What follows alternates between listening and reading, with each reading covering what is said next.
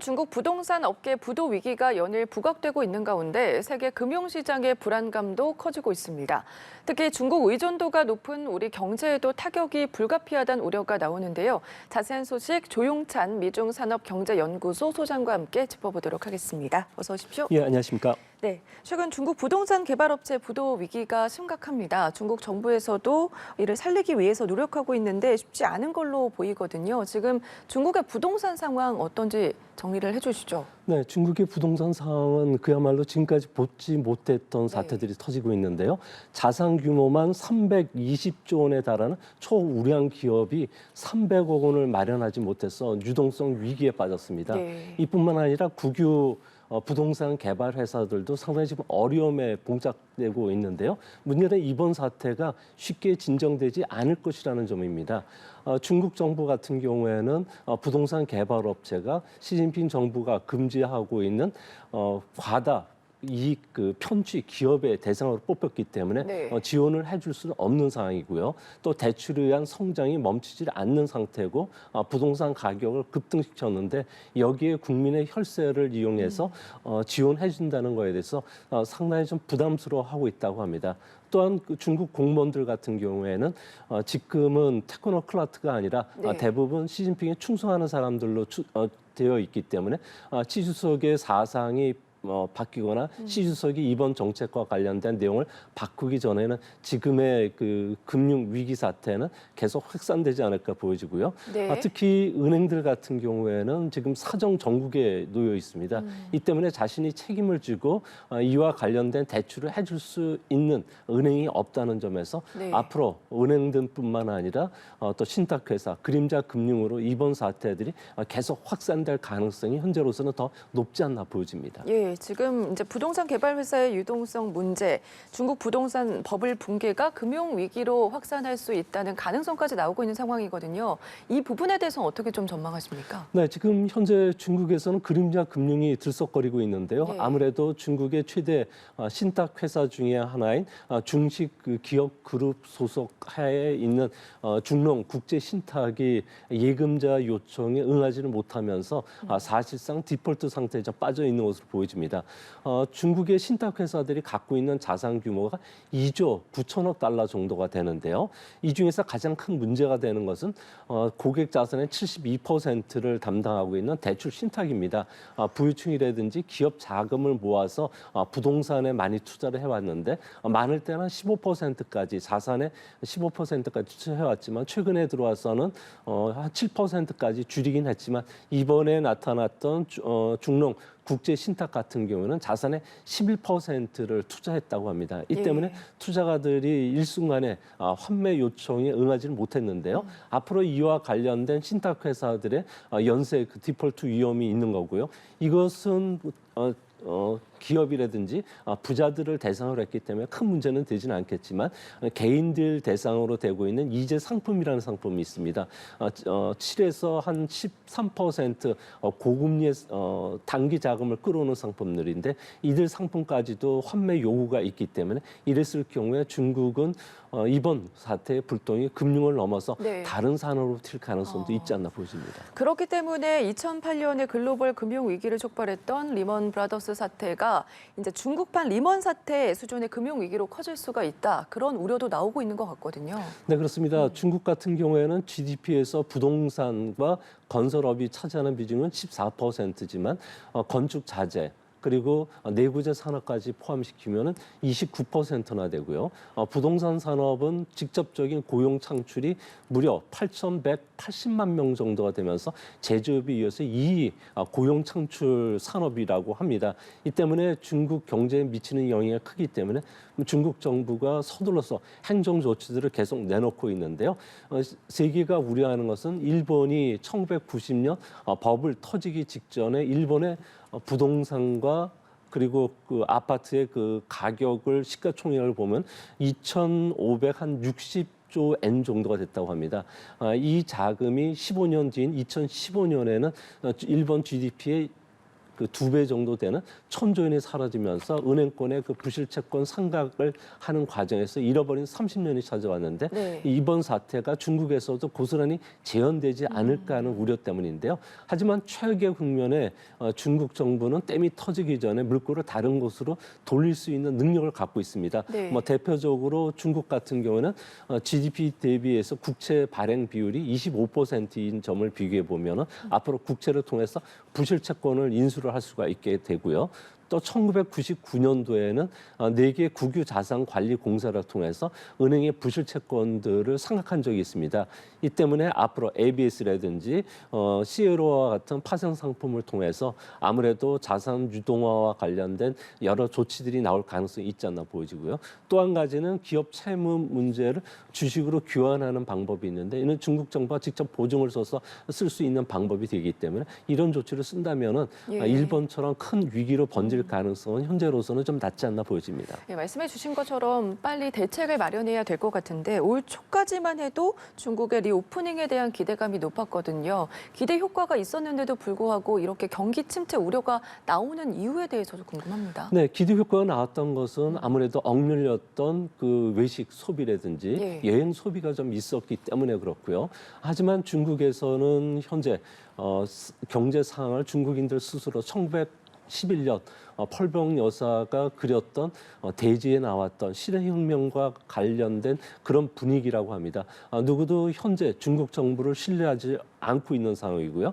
정부 정책이 언제 바뀔지도 모르는 상황이고 또 사정 활동뿐만 아니라 반부패 활동이라든지 또 자의적으로 적용될 수 있는 반간첩법이 시행이 되면서 네. 기업들 같은 경우는 투자를 줄일 수밖에 없고요. 또 사정 활동이 심하다 보니까 공무원들 같은 경우에는 법인 카드를 쓰지 않고 사무기기나 자동차를 구입하지도 않는다고 합니다. 이 때문에 개인들 같은 경우에도 소비 대신 저축을 한다든지 생활형 투자라고 할 수 있는 이런 신탁 상품이라든지 그리고 금 같은 쪽에 투자를 하다 보니까 실질 소비가 이루어지지는 않는 상황이라고 합니다. 이 때문에 중국에서는 물가 하락과 또 부동산 가격이 하락하는 소위 말해서 더블 디플레이션에 빠질 네. 가능성이 지금 높게 이야기가 되고 있는데요. 아무래도 이런 부분을 해소시켜주기 위해서는 중국 정부의 정책과 관련된 신뢰도를 빨리 높여야 되겠고요. 또 대규모 경기 부양책뿐만 아니라 부동산과 관련된 근본적인 개혁 조치를 내놓지 않는 한 이번에 경기 불황은 상당히 오래갈 가능성이 있을 거로 보여집니다. 네, 중국 중앙은행이 이틀간 165조 원을 투입을 하면서 진화의 안간힘을 쓰고 있고 금리도 인하한 상황이거든요. 전문가들은 더 큰 폭의 자금 투입이 필요하다고 보지만 이게 여력이 있을지도 궁금하고요. 과연 효과가 있을까요? 네, 지금 중국은 유동성 함정에 빠져 있습니다. 이 때문에 아무리 금리를 낮추더라도 그 기업들 같은 경우에는 쌍금리 그리고 정부 정책 자금을 빌려서 부채를 축소하는데 그 모든 자금을 네. 집중시킬 수밖에 없는 상황이고요. 기업들 같은 경우는 시장 점유율을 잃으면 모든 것을 잃기 때문에 계속적인 적자를 보면서라도 출혈 그 상품 판매를 할 수밖에 없는 상황이라고 합니다.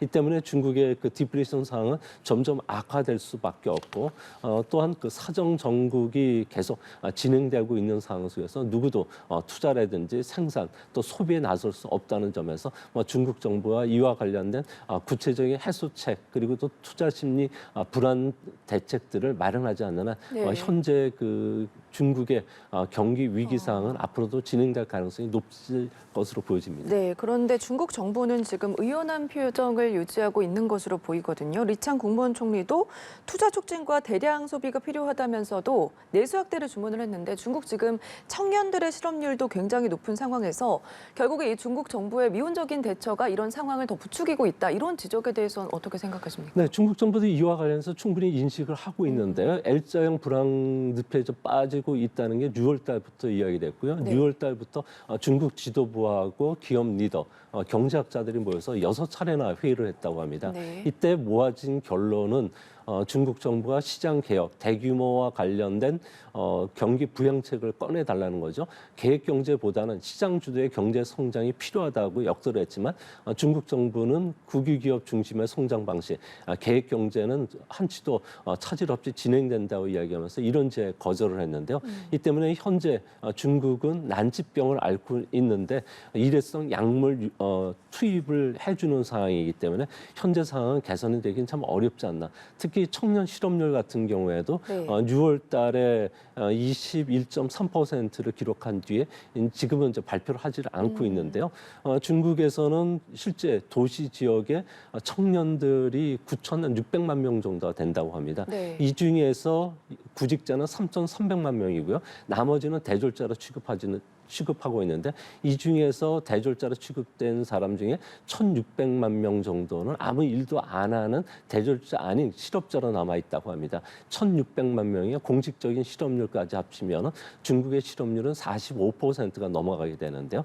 이렇게 된다면 중국 정부가 새로운 성장 동력을 찾아야 되는데 새로운 성장 동력을 찾기까지는 상당히 시일이 걸린다는 점에서 중국 사회는 고실업률 속에서 사회적인 불안도 커지는 그런 시기가 되지 않았나 생각이 듭니다. 네, 상황이 이렇다 보니까 주요 투자 은행들도 올해 중국 경제 성장률 전망치를 줄줄이 낮추고 있는 상황이거든요. 내년에는 더 낮아질 수도 있다 이런 전망도 나오는데 어떻게 예상하십니까? 네, 그렇습니다. 2분기에 중국의 성장률이 발표된 뒤에 그 JP 모건 같은 경우에는 성장률 전망치를 5.9에서 올해 5.5로 낮췄고요. 또 UBS도 5.7에서 5.2, 그리고 BOA 같은 경우는 6.3에서 5.7로 낮췄습니다. 대부분의 IB들 같은 경우는 내년도에는 4.5% 전후로 보고 있는데요. 문제는 지금 현재 그 시장이 위드 코로나로 전환이 됐지만 수요가 위축이 됐던 상황까지 반영이 된 거지 현재 중국에서 일어나는 더블 디프레션 상황이 반영된 상황이 아니기 때문에 이 문제가 본격적으로 제기가 됐을 경우에 앞으로 4% 성장은 어렵지 않나 보여지고요. 특히 중국은 인구 감소뿐만 아니라 생산 가능 인구도 줄고 있고요. 많은 기업들이 중국에서 탈출하는 엑소던스 현상들이 일어나고 있기 때문에 앞으로 2%, 3% 성장대에 진입하는 것도 시간 문제인 것으로 보여집니다. 예. 가장 큰 걱정은 아무래도 우리 경제에 어떤 영향을 미칠지 여부일 것 같거든요. 우리나라는 중국의 수출 의존도가 여전히 높기 때문에 타격이 있지 않을까 그런 걱정이 드는 것도 사실인데 우리 경제는 어떤 영향을 미칠까요? 네, 우리나라 수출의 80% 가까이가 중간재나 자본재로 구성이 되고 있습니다. 네. 이 때문에 중국 같은 경우에는 투자가 준다고 했을 경우에 자신들이 시장 점유를 위해서 싼 중국 제품을 쓰지 품질의 우리 제품을 사기는 상당히 어려운 상황이라고 합니다. 이 때문에 당분간 대중국 수출은 유축이 될 수밖에 없고요. 또 우리나라의 대중국 수출의 40%는 반도체가 차지하는데 현재 미중 간의 그 기술 패권 전쟁으로 해서 반도체 수출마저도 상황이 좀 역력치 않은 상황이라고 합니다. 이 때문에 앞으로 중국이 본격적인 경기 부양에 나서기 전까지는 대중국 수출은 좀 위축이 될 가능성이 크고요. 네. 특히 중국의 위안화 절하 압력이 지금 무섭게 작용이 되고 있는데요. 현재 중국은 그 1달러에 7.3 위엔 선이 깨진다면 중국 정부가 마지노 노선으로 보고 있는 1달러에 7.35 위엔 선까지도 건드릴 가능성이 크다고 보는데 이렇게 되면 일본을 비롯해서 각국의 그 환율도 예. 동시적으로 절하 압력을 받을 수 있다는 점에서 우리나라의 그 수출 경기도 하반기에는 좀 더 어려워질 가능성이 현재로서는 더 높지 않나 이렇게 보여집니다. 예. 그런데 우리 기획재정부에서는 상저하고의 경제 전망을 유지하고 있거든요. 그러니까 직접적 영향은 매우 제한적일 거다 이런 메시지로 보이는데 이 부분에 대해서는 어떻게 생각하세요? 네, 이와 관련해서는 경제는 심리이기 때문에 아무래도 심리적인 그 진정을 좀 시켜주기 위해서 추경호 그 장관께서 그런 네. 말씀을 해주셨는데요. 하지만 지금 현재 상황을 보면요, 미국 같은 경우는 4분기에 기술적인 침체 국면에 빠져들 가능성이 상당히 높습니다. 미국도 현재 하이힐드 채권들 같은 경우는 상당히 불안한 상황이고요. 중국도 그 현재 많은 기업들이 그 재고 조정 과정 속에서 재고 처분을 위해서 상당히 노력하고 있는 상황이라고 합니다. 이 때문에 우리나라 수출 경기 같은 경우에도 상황이 좀 안 좋기 때문에 앞으로 이와 관련된 그 우리나라의 그 처방책, 특히 경기 부양책이라든지 또 여기에 소외되었던 많은 수출 기업들과 관련된 정책 자금이 더 필요한 시점이 되지 않았나 생각이 듭니다. 예, 여기에 지금 미국은 말씀해 주신 것처럼 고금리가 계속해서 이어질 수 있다라는 전망이 나오고 있는데 미국은 상대적으로 양호한 경기 회복세를 보이고 있거든요. 이게 또 우리나라 경제는 어떤 영향을 미칠지 궁금해요. 네, 7월 미국의 소매 판매 같은 경우에는 시장 예상이 정도 올라갈 것으로 예상이 됐는데 네. 실제는 0.7 정도로 올랐습니다. 상당히 강한 모습을 보여주고 있는데요. 아무래도 최근 들어와서 미국의 그 자산 가격이 많이 올랐죠. 주식이라든지 채권 가격이 올라가면서 아무래도 그 기업들뿐만 아니라 개인들의 씀씀이가 좀 늘어난 것이 아닌가 보여지고요. 특히 이번 경기 불황 동안에 미국 기업들은 블루 칼라에 대해서는 임금을 동결하거나 오히려 인상을 해줬습니다. 이 때문에 이와 관련된 소비로 이어진 것으로 보여지는데요. 이제 문제는 앞으로 우리 최대 수출 시장이 된 미국 경제가 좋아진다면은 네. 중국을 대신해서 소비재와 관련된 수출 시장이 부각이 될 수 있다는 점. 그리고 여기에 9월 달부터는 중국의 그 단체 관광객들이 올 수 있다는 점에서 마냥 우리 경제가 나쁘게 비관적으로 볼 필요는 없지 않나 이렇게 생각이 됩니다. 알겠습니다. 네, 중국의 경제 상황과 더불어서 우리 경제에 미칠 영향까지 짚어봤습니다. 지금까지 조용찬 미중산업경제연구소 소장과 함께 짚어봤습니다. 고맙습니다.